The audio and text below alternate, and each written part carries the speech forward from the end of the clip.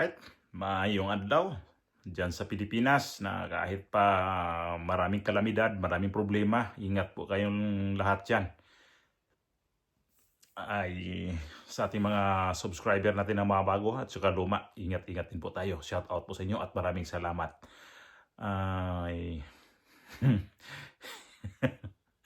hindi, natawa na ako sa nakita ko kayo sa habang nanood ako ng mga video ba, habang nag-scroll ako na napanood ko itong video ni Claire Castro na nabo, gano'n sa mga estudyante ba.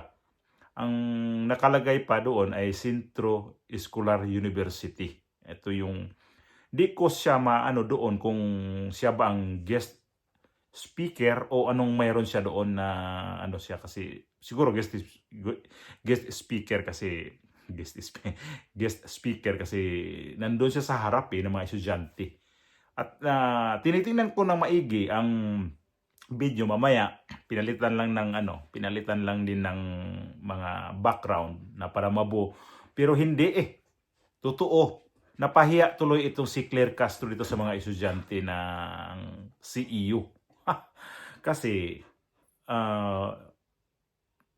naninira doon pag ganun, ito naman ang video, ipapakita ko sa inyo. Iksi lang naman itong video na to para makita ninyo na pati kayo dito makakapag-react din at anong nasa loobin ninyo. Dami-daming mga Pilipino, yung iba leader pa ng bansa, ibinebenta ang Pilipinas. Right?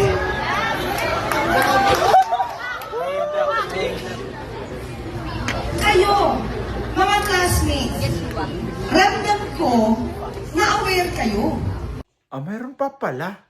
Pinakinggan kong maigi. Gago. Sinabing gago.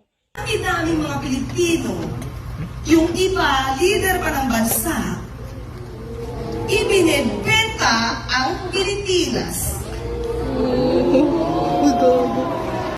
Ganong pag ganon na guest speaker ka, hindi ka dapat ganon na garapal ka magsalita. Parang yung mga kaharap mo, mga estudyante yan di mo alam kung anong mga anong mayroon sila. Ikaw nandoon, parang imbis na yung ibibigay mo ng mensahe doon para sa kanila, mukhang nahaluan ng politika. Ikaw ikaw yung nasa tagapagsalita dyan sa palasyo, nadadala mo talaga ang attitude mo kung saan mo, kung gaano ka kagarapal magsalita sa harap ng kamera, sa harap ng mga media. Madadala mo talaga yung attitude mo talaga kahit saan.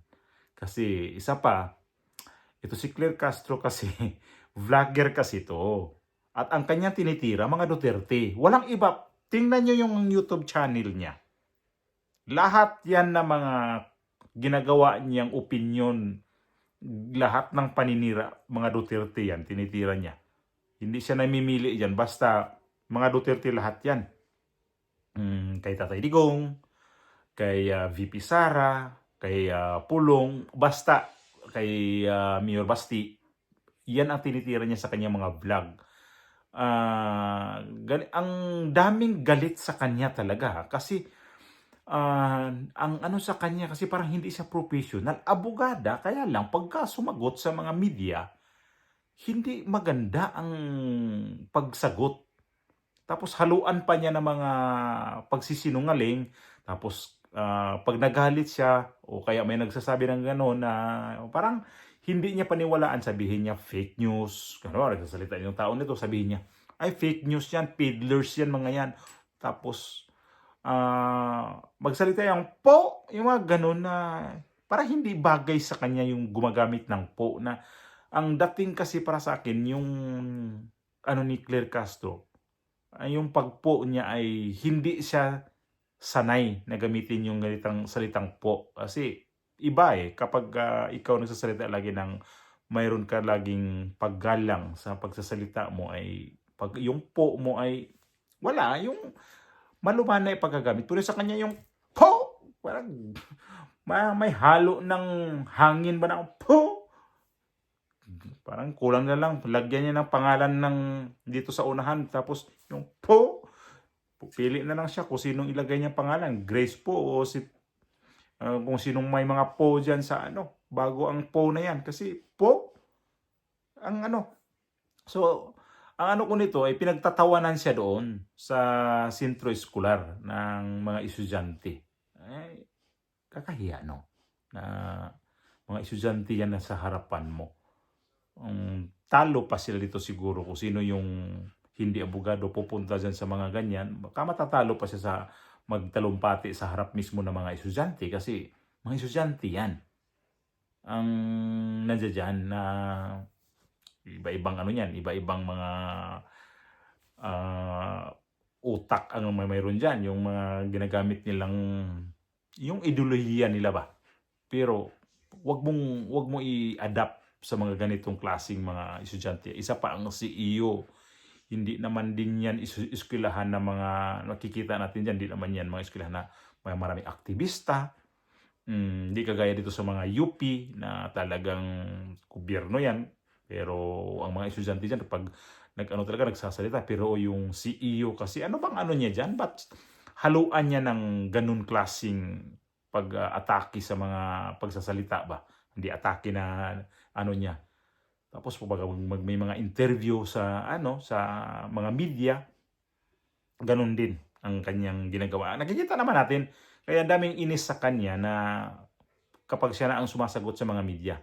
Kasi iba talaga si Claire Castro na kaya natanong siya ni VP Sara kung magkamag-anak ba sila ni ni itong Castro na si itong si Franz Castro kasi magkahawig magsalita na wala bang pakundangan na kahit na foul na sige pa din. Yung mga media ito may kwento ko lang. Yung mga media kaya na nagko-cover dyan sa palasyo, pwede na lang siguro kung mga sip-sip ka. Kasi dito may nakikita ko dyan ng mga media talaga na sip-sip talaga. Mamaya banggitin ko. Di kaya mainis din sa kanya.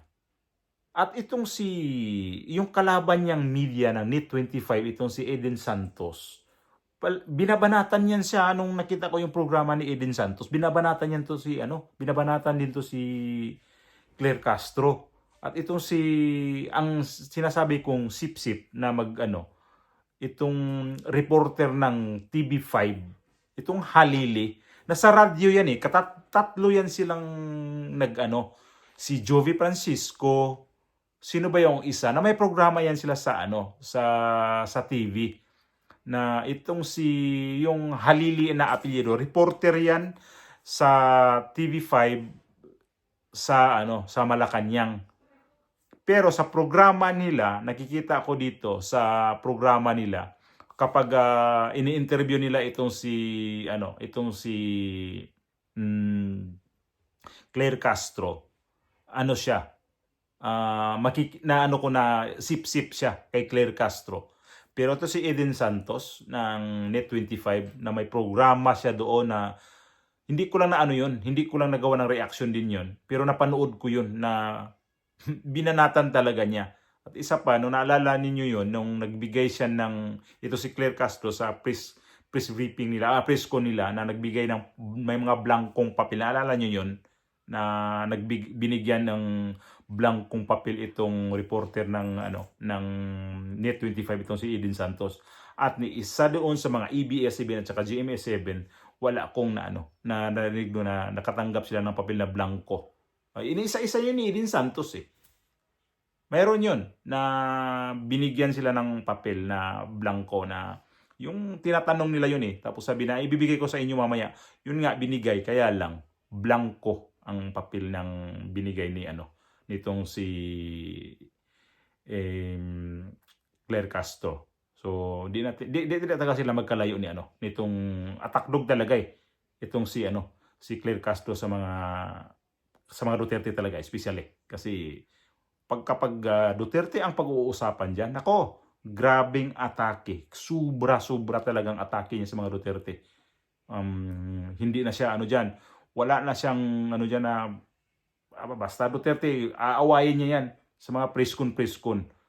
Kaya di talaga magkalayo sila ni Franz Castro sa pag-uugali nito. Kasi ayan tuloy ang natanggap niya na pinagtawanan siya dito sa mga taga CEO. Napahiya tuloy siya dito. Ano kaya ang naramdaman no? Kapag pagtawanan ka sa mga ganyan yung mga estudyante na sa harapan mo, nabuka pa. Ay, nakakahiya sa mga estudyante na nakakahiya ka. Imbitado ka tapos nabuka doon. Nako, nakakahiya talaga 'yun. Kaya Claire Castro, di ito magbago eh. Hanggat matapos ang kanyang trabaho diyan sa Malacanang, kung matapos si Bongbong Marcos, di magbago 'yan. Yan pa rin.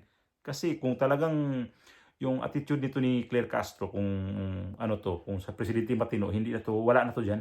Kaya lang yan ang gusto ni Bongbong Marcos eh. Atake ng atake. Kasi attack dog nga eh.